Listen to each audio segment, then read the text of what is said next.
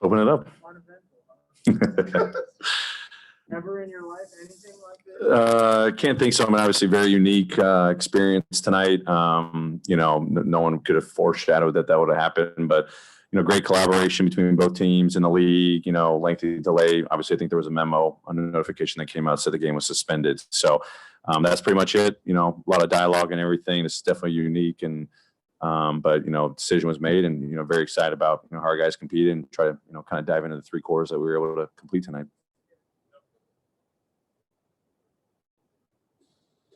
You guys were in the locker room when this part happened.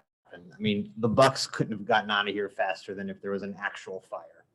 Do you know what the decision was or why they chose to leave the locker room as quickly as they did? Yeah, I'm not going to comment on their behalf. Obviously, I give our group a ton of credit, following the protocols in terms of, following our team security, knowing exactly where to go. And that was kind of my main focus, and then just waiting for a directive, from the league, so I kind of, Zach and John were in communication with the league, and ultimately we're just kind of waiting to make sure we got our players updated on what the final decision was. So just we did what we needed to do to maintain our protocols, and that's all I can really comment on. What was the mood like in the locker room? I mean, we know what the Bucks were doing, but obviously what were you guys just kind of doing? Was it still kind of weird to just kind of process that this is happening? Yeah, I mean, I think our guys were together. I mean, I obviously was, kind of, out trying to get word. I was, sitting closely to Zach to understand what was going on, all the dialogue and everything, and waiting to get all the information before I could really update the team. I wanted to make sure I had, all the bits and not all back and forth stuff. But our guys were there, and, when I finally addressed them, they understood the situation and, kind of, ready to move forward and get ready for tomorrow's practice.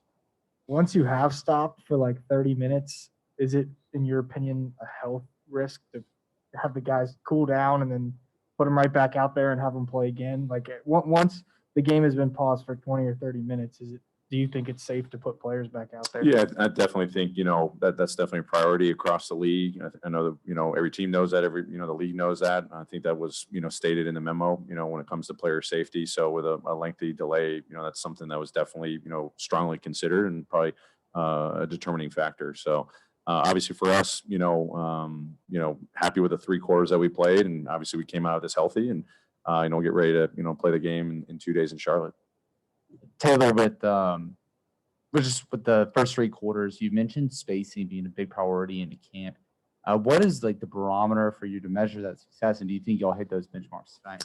Yeah, I mean, I wouldn't say there's an exact barometer. I mean, the randomness of how we play in the game, I think there's a discipline in the initial wave of how we run, and we get to initial spots. And then as the plays develop, how guys are revolving around the ball, is something that, we factor in. And, at the end of the day, is our spacing creating driving lanes for us? Is it creating opportunities to get to the rim? Is it creating opportunities for us to get, sprays out to the 3-point line? So, there was good and there was some bad today. Obviously you're going in practice full throttle, and our guys even said we were going full throttle, and we just got to have the game slow down a little bit. But obviously our fast break, success tonight was a big thing for us to make a point of emphasis of. But then I think in the half court, just trying to explore more threes. I feel like we were a little crowded at times, or we were in the right spots when we were making the pass. I've said the line, we just got to be in the right spots and then willing to make the right play consistently. So. It's more about discipline and feel of the situation, but I wouldn't say there's an exact barometer. It's at the end of the day, is it leading to a successful outcome for us? Whether we make the shot or not. Obviously played great, but it felt like he scored in a lot of different ways.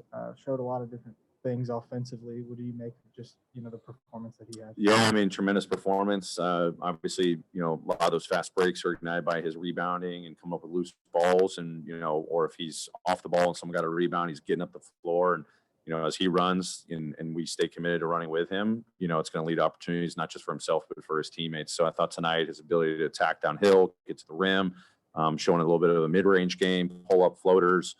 Which he's had, but he's worked on that pull-up game, knowing that defenses are going to try to keep him from getting to the rim.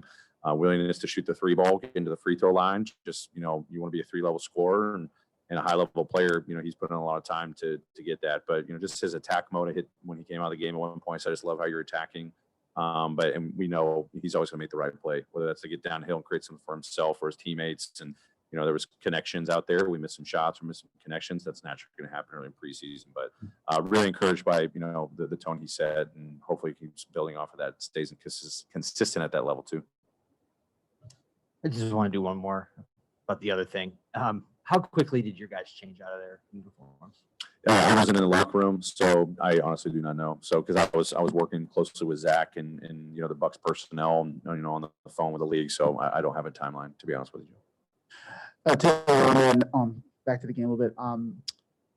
Zaire, D'Anthony and Desmond played pretty well. Obviously, they started today. Just kind of, what did you like from them? And is that kind of a combination you wanted to see, just how the two of them would play with each other a little bit? Yeah, I mean, I think from an offensive standpoint, obviously those guys shot the ball really well. Their willingness to take a number of threes, it looks like 10 between the two of them. That's a big emphasis across the team. But just finding more opportunities, whether that's in transition, that's coming off a handoff, that's coming off a pick and roll. I mean, those guys have been working really hard on creating those opportunities. And I'm thinking about a couple of examples of Dez. He gets taken off the 3-point line, but he's getting downhill, finishing at the rim. Opportunities then moving forward to play make for others. So. Just having more guys that can play make, obviously their threat from the 3-point line's big, but getting downhill and creating opportunities for others is huge for us. And then defensively, just putting them in opportunities to, be, primary defenders for us. A lot of ball screens, a lot of off-ball screens, given some of their personnel. But they did a pretty good job, and it's going to be good to go back to the film and continue to find ways to challenge them to even get better on the defensive end too.